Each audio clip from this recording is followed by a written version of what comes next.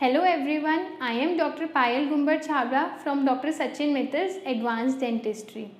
आज मैं आप सबसे बात करूंगी रूट कैनाल ट्रीटमेंट के बारे में, दांतों के नसों के इलाज के बारे में।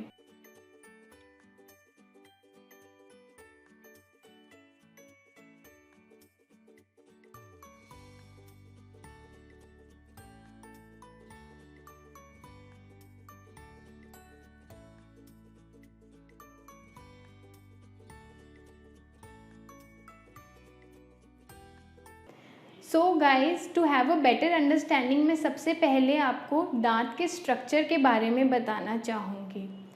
दांत के स्ट्रक्चर में 3 लेयर्स प्रेजेंट होती हैं। फर्स्ट लेयर वाइट लेयर जो हमें मुंह में दिखाई देती है वो होती है इनामल।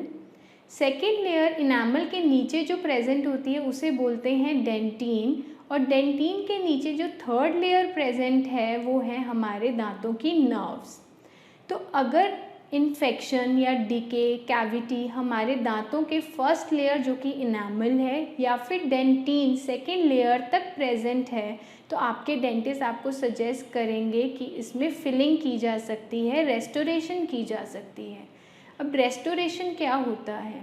रेस्टोरेशन में क्या करते हैं, जहाँ तक भी इन्फेक्शन है इन्फेक्शस पार्ट को रिमूव करके वहाँ पर टूथ कलर्ड मटेरियल से फिलिंग की जाती है। This procedure is known as restoration. But अगर इन्फेक्शन हमारी थर्ड लेयर तक प्रेजेंट है, फॉर एग्ज़ाम्पल जो ये रेड पोर्शन है अगर हम देखें, जो रेड मार्क है, दिस इज़ द पल्प और nerve tissue of the tooth. अगर इन्फेक्शन या कैविटी हमारे नर्व्स तक पहुंच गई है तब आपके डेंटिस्ट आपको सजेस्ट करेंगे कि हमें आपके दांतों के नर्व्स की भी क्लीनिंग करनी पड़ेगी और फिर कैनाल की फिलिंग की जाएगी।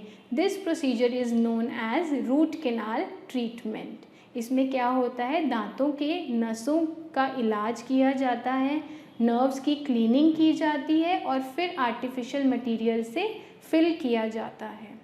Root canal treatment normally 2 to 3 sittings में किया जाता है, but due to the advancements latest technology की हेल्प से आजकल सिंगल सिटिंग RCTs भी पॉसिबल हैं depending on the condition of the tooth. So I hope you will have a better idea of what a root canal treatment is after watching my video. Thank you. Keep smiling.